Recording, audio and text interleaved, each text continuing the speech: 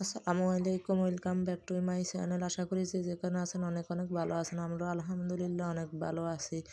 তো চলে এলাম নতুন আরেকটি ভিডিও নিয়ে। তো আপনারা যদি আমার চ্যানেলে নতুন হয়ে থাকেন অবশ্যই আমার চ্যানেলটিকে সাবস্ক্রাইব করে যাবেন এবং পাশে থাকা বেল আইকনটি বাজিয়ে দেবেন। এই তো আজকে সকাল থেকে ভিডিওটি স্টার্ট করলাম। তো এই তো আমি এখানে নাস্তা করে নিতেছি। নাস্তা করতে করতে আপনাদের সাথে একটা কথা শেয়ার করি। আসলে শহর এলাকায় থাকলে এত ফেরা আগে জানতাম না। তো আসলে হয়েছে কি, আমরা যে ফ্ল্যাটে থাকি ওই ফ্ল্যাটটা আমরা ছেড়ে দিয়েছি, এখন অন্য আরেক বাসায় উঠবো। এই তো অন্য আরেকটা বাসা নিয়েছি, ওই বাসাটা সুন্দর করে ক্লিন করে পরিষ্কার করে নিচ্ছে আমার হাজব্যান্ড আর আমি দেখতেছি। আসলে আমি দাঁড়িয়ে দাঁড়িয়ে দেখার কারণটা হচ্ছে আমি থাকতামও না এসব সম্বন্ধে জান যে শহর এলাকায় থাকলে যে এত প্যারা, এক বাসা থেকে অন্য বাসা জিনিসপত্র নিয়ে যাওয়া গুছানো যেন একটা টাফ ব্যাপার। এত প্যারা আগে কখনো থাকিও নাই, জানিও নাই। এই তো আলহামদুলিল্লাহ, যাক, সকাল থেকে কাজ শুরু করার কারণে আমার জিনিসপত্র সব মোটামুটি আনা হয়ে গেছে। তো খুব অল্প সময়ে আমাদের সব জিনিস আনা হয়ে গেছে, কারণ আমার হাজব্যান্ড আবার দোকান খোলা লাগবো, কারণ উনিও তো ব্যবসায়িক মানুষ।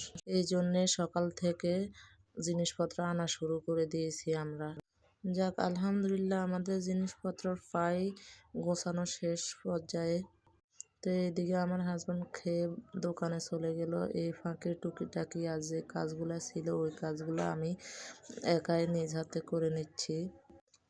আজকে কিন্তু এই কাজগুলো করে আমার হাজব্যান্ড অনেক অসুস্থ হয়ে পড়েছেন, কারণ উনি আগে থেকে এমনি অসুস্থ।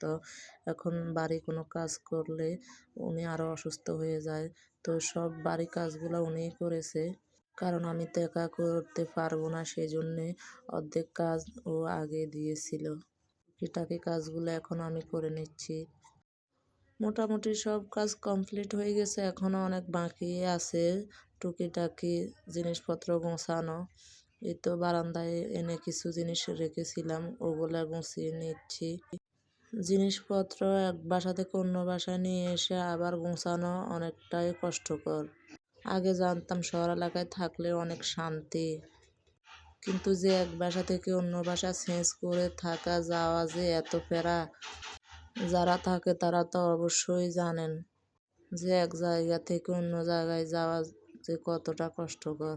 তো আমাদের আগের ফ্ল্যাটটা ছিল অনেক বড়, ওই বাসাটা আমরা ছেড়ে দিয়ে এখন আপাতত একটা রুম নিয়েছি। আসলে অনেক ঝামেলার মধ্যে আমাদের সময় কাটছে, সেই জন্য ফ্ল্যাট ছেড়ে দিয়েছি। ছোট একটা রুম হলে আমাদের চলে। এই তো এই রুমে এসে সাথে সাথে বাচ্চাদের আমাদের 4 জনেরই জ্বর এসে গেছে, খুবই অসুস্থ সবাই। সবাই আমাদের জন্য দোয়া করবেন, আমরা যেন তাড়াতাড়ি সুস্থ হয়ে যায়। তো আজকের ভিডিও এই পর্যন্ত, সবাইকে ধন্যবাদ, আল্লাহ হাফেজ।